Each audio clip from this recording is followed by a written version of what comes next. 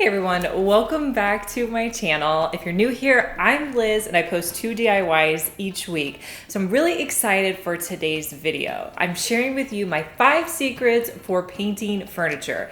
I would say above all of the messages I get, all the comments I get on my channel, the number one thing you guys want to know is my tips for painting furniture. So I'm going to lay it all out today and give you my secrets. So tip number 1 is you don't have to sand. When I paint furniture, I'm using chalk paint. And the great thing about chalk paint is you don't have to sand it. It's not required. Like, that's the best thing about chalk paint. What I do is when I get a piece of furniture, I will get a damp rag, not too wet, just a little wet, and I basically just clean it. I, get all the debris off of it. A lot of the times I'm picking things up at the thrift store, garage sales, things that have sat for a while. So you just want to wipe them down so you have a clean surface to paint on. The only time I will sand is if I have like a variation in the paint or something kind of like sticking up. I will sand that off before I get started. But in general, if your furniture is in good condition, you don't have to sand it. Secret number 2 is figuring out which brush to use. And let me tell you, there are a ton of different options. I'm gonna give you my quick answer on how I decide which brush to use. So I'm sure you guys have seen brushes that look like this. A lot of them come with like natural hair fibers and they're kind of like this tapered shape. This is actually an Annie Sloan brush that I have. I've had it for probably a couple of years now and it definitely gets used. I paint with this whenever I'm going to do a distressed finish. This is when I don't really care if the piece looks super smooth. I just want to pack paint on there because I know I'm going to come back in and I'm going to sand it, and I'm also going to add different waxes. So this is the type of brush I use when I'm going for more of a distressed finish. If I want the piece to have more of a clean, modern look to it, I'm going to use a flat brush. I'm not picky. I actually do kind of prefer the synthetic brushes to the natural bristles when it comes to this look, but that's totally personal preference. I don't care where I get them. These came from Harbor Freight. You can get them at Walmart, you can get them at Lowe's. I usually try to get the best or better type of paintbrush that they have. And I always like to get between a 2 and a 2.5 inch brush. I find that that usually works really well. So if you're looking for a modern finish, go with a brush like this. You're going to be able to really smooth out the paint and you won't have to come in and do a lot of sanding or distressing when you choose a brush like this. Now, if you're painting a piece of furniture where you want it to have a really nice, crisp line, maybe you're trying to keep half of it natural and half of it painted, I would go with an angled brush. Now, typically you use an angled brush whenever you're painting along like the edge of a ceiling. This is also great on the edge of furniture.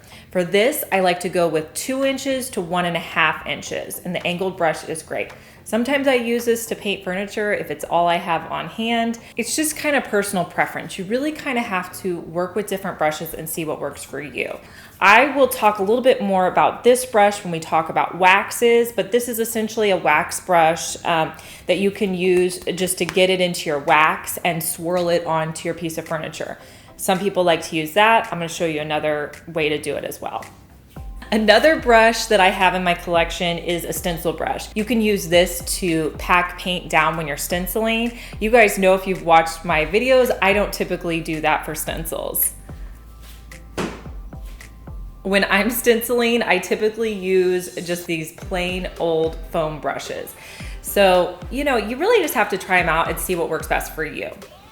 So my third secret is, what paint should you use? This can be super confusing. There's a lot of different paints to choose from. So I'm gonna tell you what I do. Is it the right way? No, but it's just what I do. So if I'm painting something that is like a craft related thing, something I'm doing for my channel, wall art, like decor, if I'm painting like a vase or something, I go with the cheaper option, which is my Waverly White chalk paint from Walmart. You guys know about it, love it.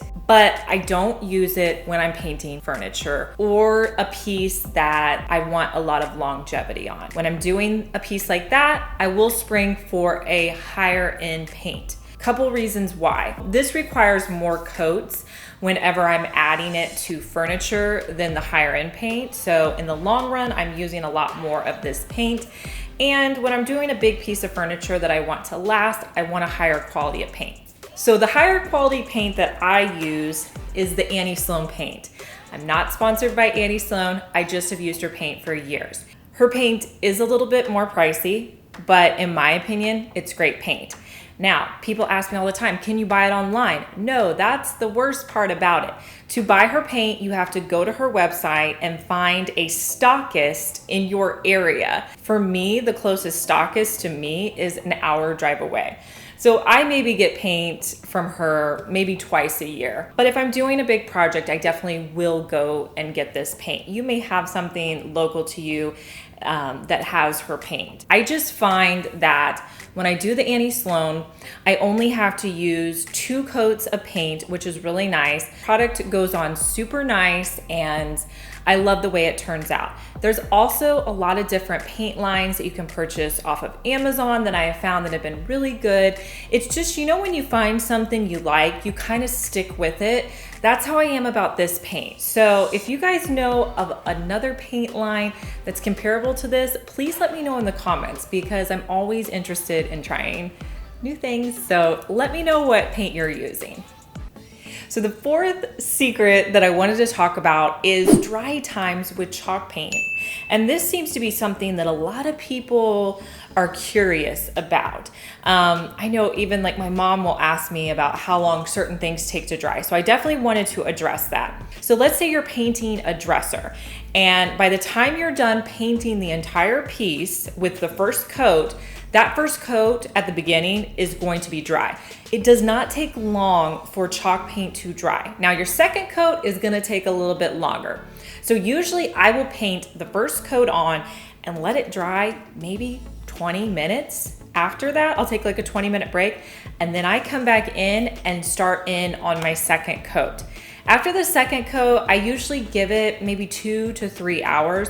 You know, you'll be able to see if there's any spots that aren't completely dry. You really don't have to give it a ton of time. You know, don't worry about giving it days and days and days to cure. Now with your wax, that's a different story. We'll talk about that. But for the paint, it really doesn't take that long. So step number 5 to give it a really nice finish is to sand your piece after you are done painting and it's had time to dry. Now, if you want it to have a farmhouse look, if you want it to be distressed, what I recommend doing is using your sandpaper in areas that would have natural wear. Well, what does that mean? So like on the corner, the top of the corner, those are the areas that it naturally wears down. Those are the areas you want to concentrate your distressing on. It's just gonna look so much more natural than doing distressing maybe on a drawer front.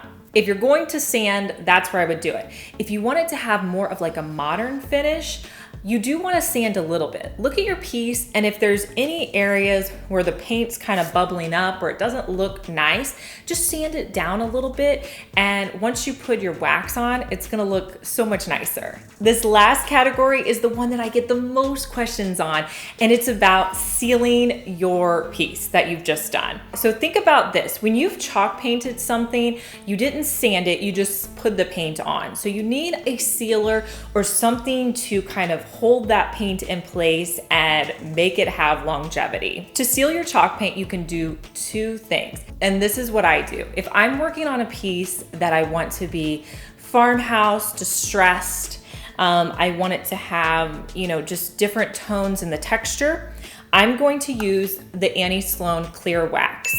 I've had this container forever. It really lasts a long time. If I want the piece to be a little bit more modern, I'm gonna use a water-based sealer instead of using the wax. So you can either choose a wax to seal it or a water-based sealer. The choice is yours. I use the wax when I want it to look more farmhouse. I use my sealer when I want it to look more modern, more sleek. I don't, like if you're somebody who doesn't like the whole distressed look, I would go with this. I only use 1 coat of this sealer, and that's really all it takes. Now, let's talk about the wax a little bit more because I get questions on how to use this all the time. This is a wax brush. This is your wax. You can dip your wax brush into the wax, and then you're just going to use circles and wipe it all over your piece. This is going to get the wax on. And then I like to come back in with a damp rag and wipe off any excess that's on my piece and just take it completely off. You can choose to completely stop there, not go any farther. But there are more options when it comes to painting. You can do more distressed options, and you can add in a dark wax. When you're adding in dark wax, you definitely want to do that after your clear wax. Now, some people like to use a brush and go all over it. I don't do that. What I like to do is get any kind of rag, and I will just put a little bit of it on my rag. And for me, when I'm using dark wax, I'm usually using it in the areas that I've already distressed. And what that's gonna do, it's just gonna enhance what I've already distressed and make it look just a little bit more distressed, basically. Putting it on there, wiping it on. If you ever feel like you use too much of the dark wax, you can always go back in with your clear wax and put it over top, and it'll take some of that dark wax off of your piece.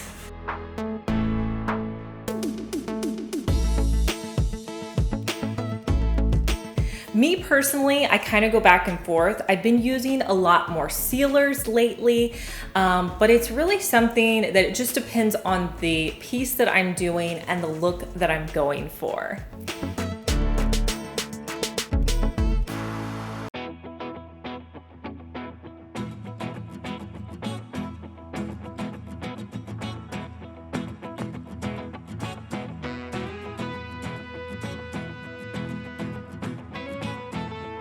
So you want to do very long and even strokes whenever you're using the flat brush.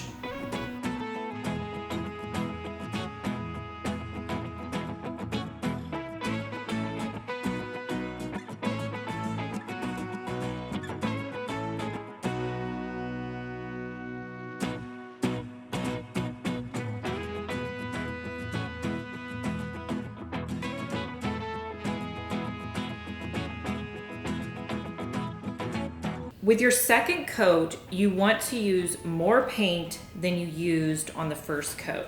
And you really want to try to do as big of strokes as possible, making sure that you don't stop in the middle of your piece and go all the way to the end, because these are the strokes that you're going to be able to see whenever the piece is finished.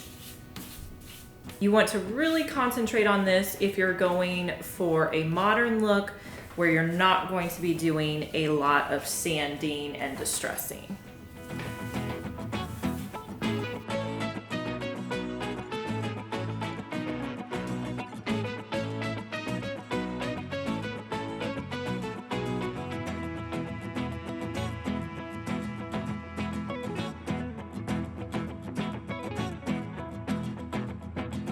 So for the dresser that I'm working on today, I'm actually going to use the water-based sealer on it.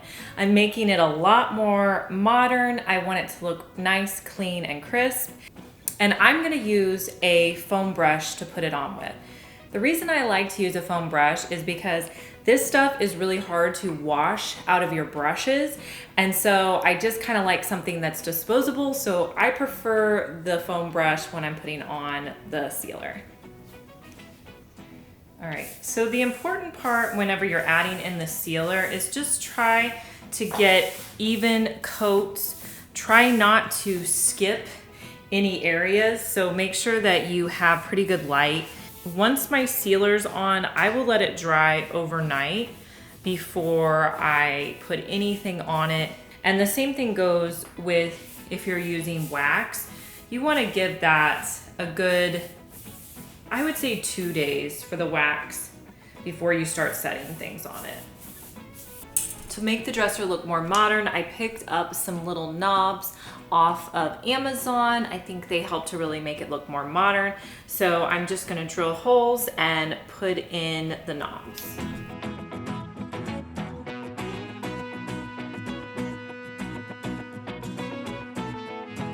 Next, I'm just gonna drill holes. I will link below to my drill. I get a lot of questions about it.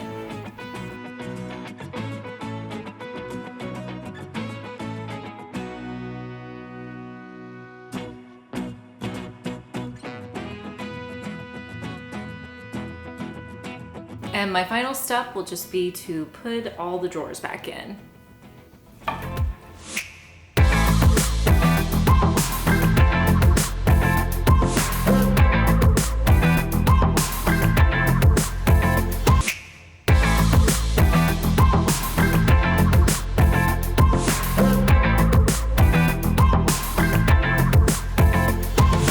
I hope these painting tips were helpful to you. Leave me your painting tips down in the comments.